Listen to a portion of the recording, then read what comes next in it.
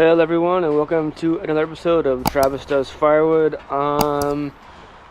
Snow turned to wet, now turned slop. So all these ruts here that were frozen solid, just a mucky mess. And then driving back and forth between my driveway and the backyard to load my truck, like my lawn's all messed up, and that's the way it goes. I spent a little bit of time when my son was napping cleaning up this area.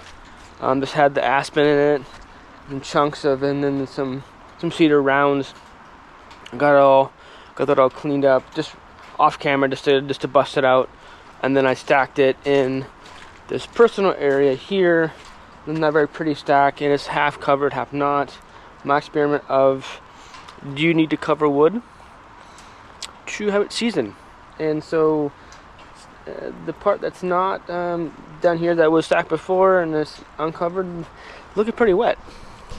Looking pretty wet. So we'll see how that goes. But yeah, I'll burn that probably next winter. I guess this area, I mean, it's full of, like, I did one wheelbarrow full of chunks and nonsense and tossed it. But there's still like some wood debris here. I need to clean up. So back to the episode. I got a request from one of my customers, newer customers I would say, for some more cedar chunks. I said, well, let me see what I have. I have this garbage can of chunks, so that's one, and then one. So they want one ICB tote cage of chunks, which is what I usually will deliver. So here's one, and I think one cage takes like 8 or 9 garbage cans. So there's one, and I have 2 other ones, but those are like for like kindling size. This is not like bigger chunks. These are the smaller ones. These are the bigger ones. So I'm going into my collection here, and I see this stuff here. I measured it before. This stuff is okay. So that's half a cage there of chunks. The yard's a mess. And what do I have here? I went into this one was empty of chunks. I have smaller debris here. This one was empty right here, and this one was the only full one that I know would be at least semi-dry. And a lot of this was the smaller pieces for like kindling. So I've been filling up. I filled up those 2 small garbage cans that you just saw, small pieces for kindling, and throwing the bigger pieces over to this bin real quick to kind of gauge how much cedar chunks I have. So I think I have enough for 1 cage, but then I'm out. I have this cage here of totes, but because I covered it haphazardly, it's not very covered. This part here is wet, and then the wetness goes down and trickles, and I don't. Maybe half of this cage would be dry, but it's just, I'm gonna call it wet. I need to cover it. I need to do a better job of covering my wood, in my opinion, to make sure that, like, right now it's raining and things get wet, like, and even like the overhang. I have like a several inch overhang on this roof, and this stuff will stay dry, but stuff on the bottom gets wet. So I need to adjust this roof, have more overhang. But then I have too much. Then I have it into this section here. Like, I need to rethink my wood yard, rethink how I store my wood. I mean, there's always discussions like, you're spending too much time when stacking it. You need to put it in a pile, and it will dry. And it's ongoing debate, but I mean, I may try it, put it in a pile, but like, that's for people who have like a huge farm or like a massive backyard. Like, I have limited space. Stacking makes sense if you have limited space, and I had limited space. I want my backyard, my wood yard to look decent from the front yard, looking back, right? So anyway, I have 1 cage worth of wood ready for that customer, but she's not ready for it because they stack their wood in like their breezeway, and they still have wood that they're going through. So she wanted just to confirm I had enough. So I told her I would save her that wood, and that's fine. And she was grateful for that. Now I have some cookies of cedar here. So this is my cookie area next to my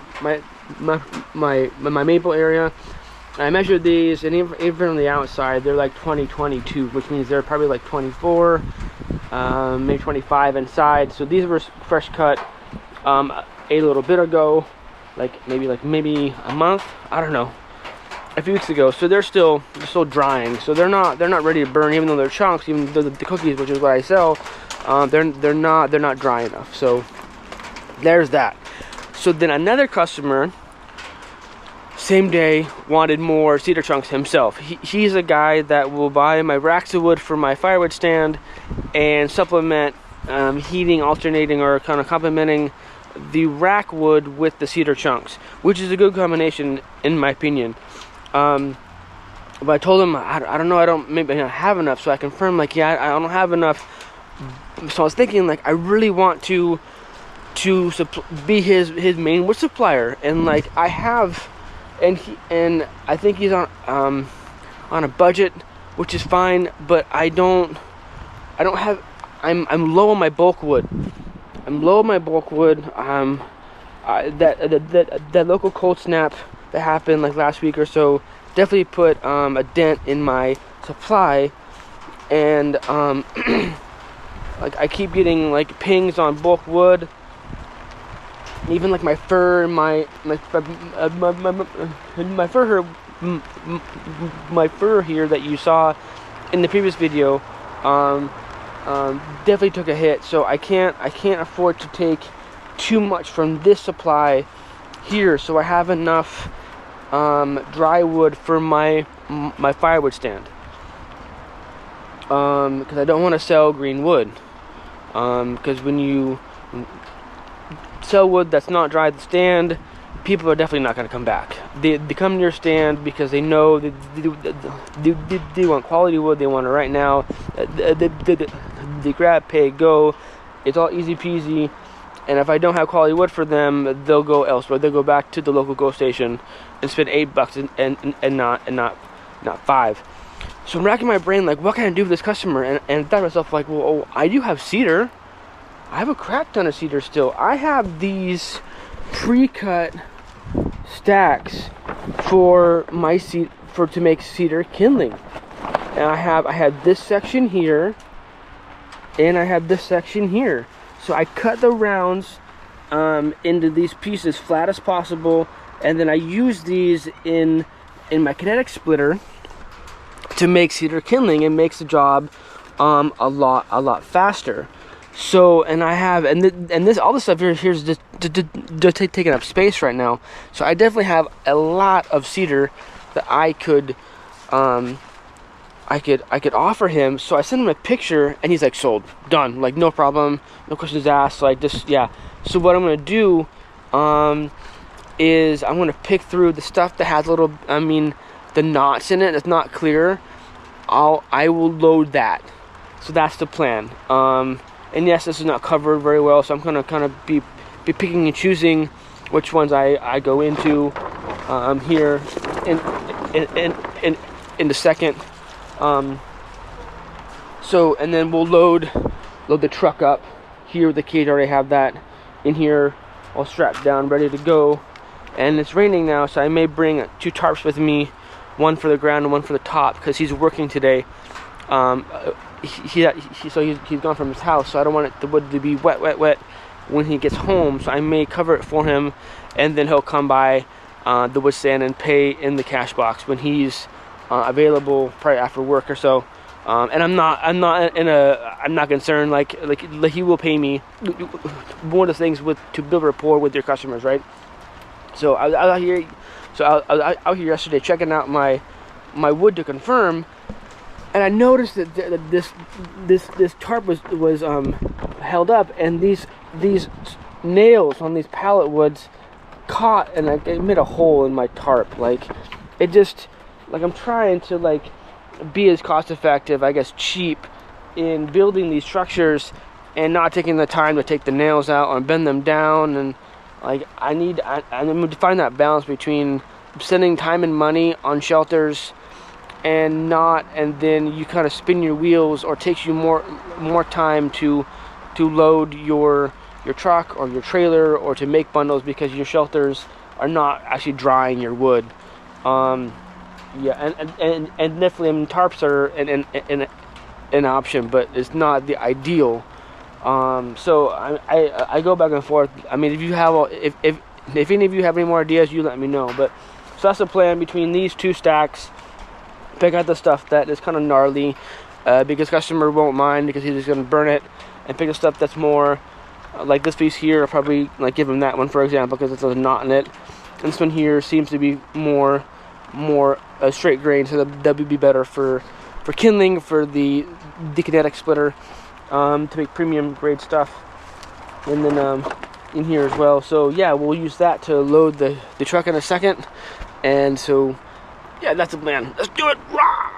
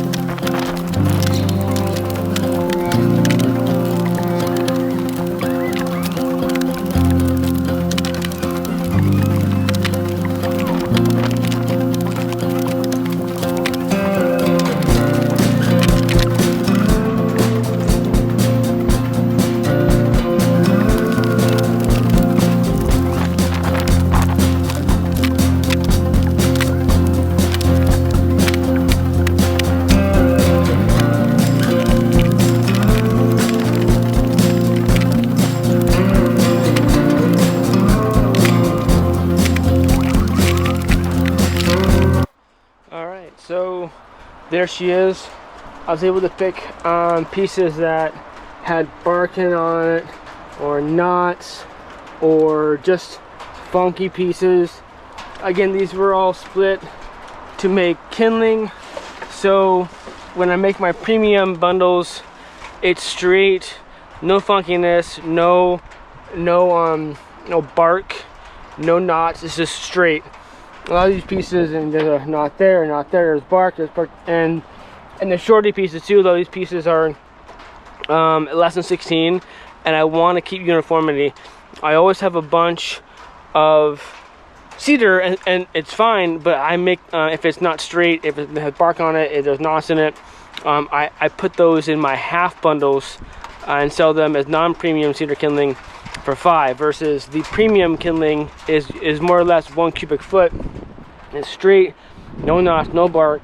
So in this pile I had a bunch of stuff that I could pick from, and I guess when I did this, I'm at the point now when I'm splitting cedar rounds for kindling on purpose. I keep the flat ones, like this one here, I keep the flat ones for kindling and make them flat, whereas the other wood that may have knot in it, I'll split that up and use that for my firewood stand, wood supply. So I guess I did that just going through all the rounds and not being choosy on where the rounds to split, and split for kindling and split for firewood stand. I got dirt on me.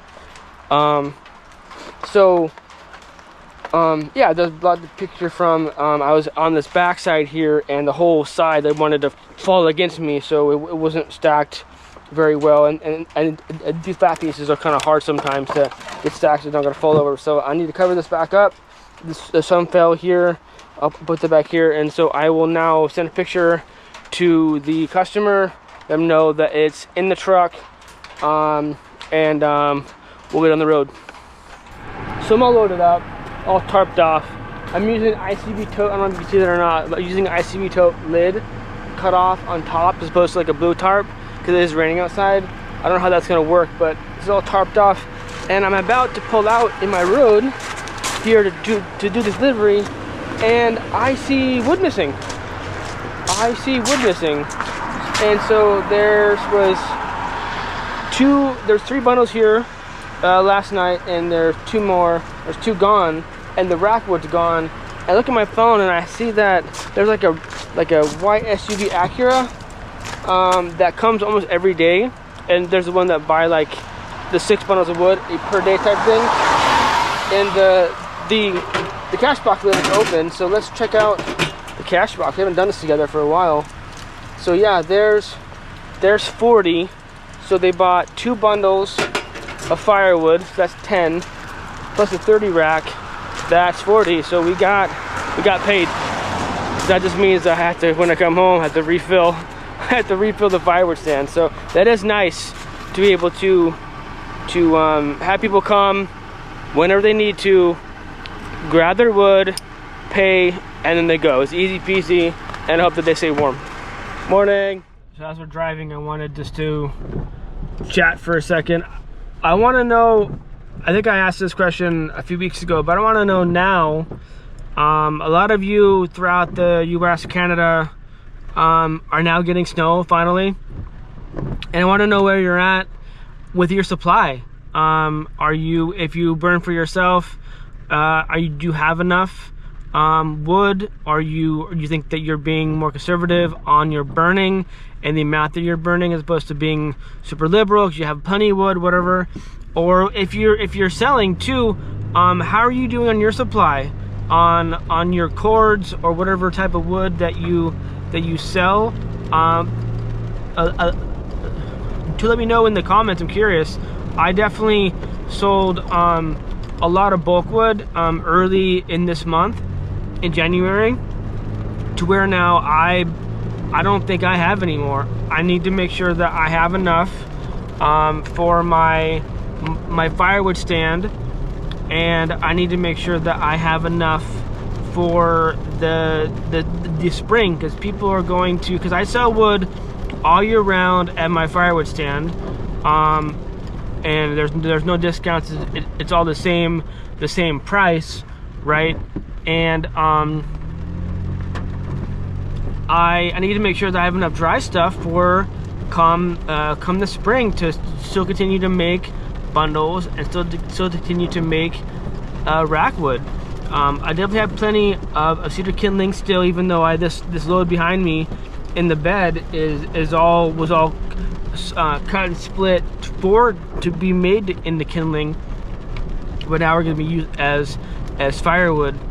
But yeah, I had to make sure that everything that I have enough supply, because I don't want the firewood stand to be empty. I don't want customers to come and have it be empty and have them go elsewhere. I don't want that to happen. I have limited the amount of firewood that I have at my firewood stand because of theft a few times. So that I think that worked out, where people will contact me directly with an order and I would have wood available for them, as opposed to wood just sitting at the firewood stand waiting to be purchased, waiting to be potentially nabbed and not paid for. So and then maybe once or twice that I had a low inventory at the firewood stand because of lack of wood. Like, I was hesitant to bring out wood that I felt, in terms of my moisture meters, that it was too wet to sell, because I don't want to sell green or wet wood at the firewood stand. I want to make sure that people, when they bring it home, it will light and make a good hot fire for them. And even in my ads, I when people message me, they ask if it's seasoned. Well, I'm not going to answer that question. The answer I give them is I use the moisture meter to ensure that the wood is dry.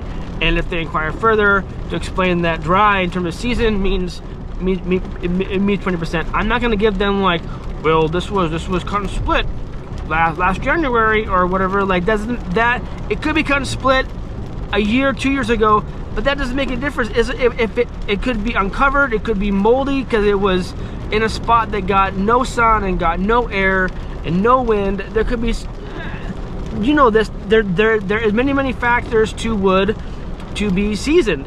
So the question is not, is the wood seasoned? The question is the wood dry enough to burn? And then the answer is yes, it's gonna be at 20% or less. Usually it's gonna probably be average wood that I burn is gonna be at 18. And I do my 2% rule, which is the video that I'll link here, where I test the outside of the wood without having to split the wood, and I gauge if, like for example, if the outside is going to be at 18%, then I add 2% to the 18 to make 20, and that's going to be my rough estimate of what percentage moisture is on the inside, without having to take the time to split a piece to confirm, to gauge what the average percentage is going to be for that whole stack, the whole pile. I just use the outside real quick, takes a few seconds, and then that's my measurement for that wood there, for example. So I guess it's hard to sell wood sometimes to customers who are not educated in firewood. Not everyone is educated or knowledgeable, but if you burn firewood, specifically if you burn firewood for heat, I implore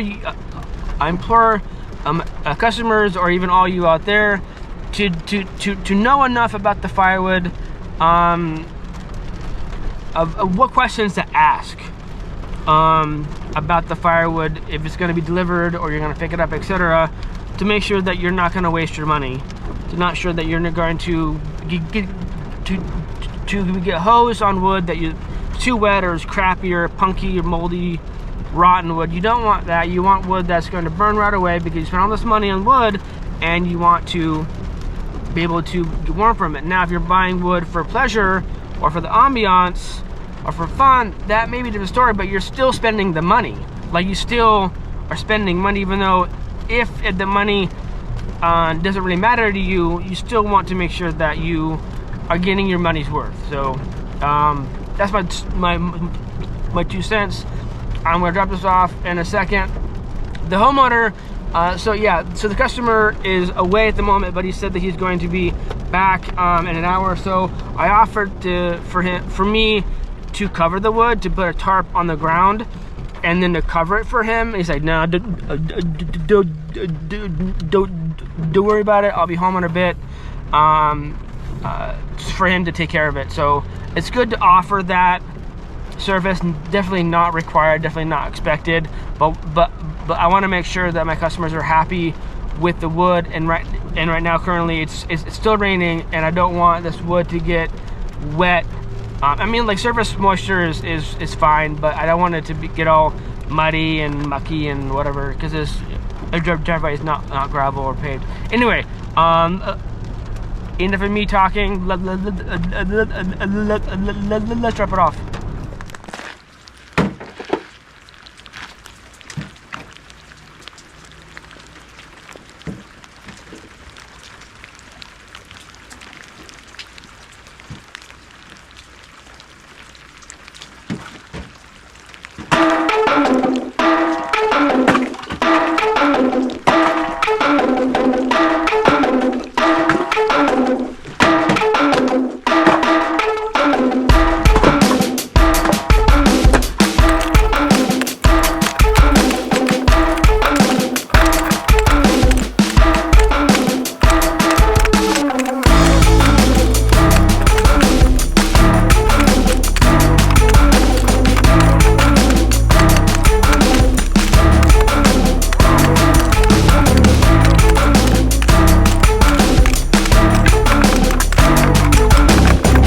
Firewood is on the ground. Let's load up and go back to the house. And we're back in the wood yard from the delivery. Dropped off the cage. Did a little more tarping on the pieces of kindling. For hopefully I can get to that soon. I think probably, but this is the oldest pile, which is why I picked from it. And now there's more like premium cedar like splits in there. So I'll probably hopefully soon I use this to make more premium kindling pieces of bundles. But yeah, I think that's gonna be my last bulk firewood delivery, at least for the winter. Maybe if the guy wants one more, I can spare from this pile, because I always have cedar. There's always plenty of cedar. So what I may do is, if that's the case, if he wants more of this thinly split stuff, I do have these rounds of cedar here, and I may use those, if there's a clear round, use those to make more thin slab pieces for more kindling, to be dried out. I mean, I have the wall back in there that I've been picking from first. I still have one wall section of slab cedar for kindling, so that would go first, obviously, and then I'll get that empty to, I guess, put more slab type cedar pieces in there for kindling. Again, so that's probably what I'll do. I'll save some of the cedar that's in this pile here for kindling, and then I need to get my cedar guy back here to dump some more cedar chunks and pieces so I can replenish my chunk pile, because that definitely was a big hit over this cold spell. But anyway, thank you for tuning in. Appreciate it. I think you have one episode coming up again soon for different ways to split firewood. So hopefully you enjoyed that series. Let me know if you have any more ideas for that series, or if you think it's just straight up goofy. I didn't get a lot of feedback on a few of them, so maybe it wasn't a good idea to do it. But anyway, I digress. Stay warm, stay safe, keep cutting, and I'll see you in the next one. Cheers.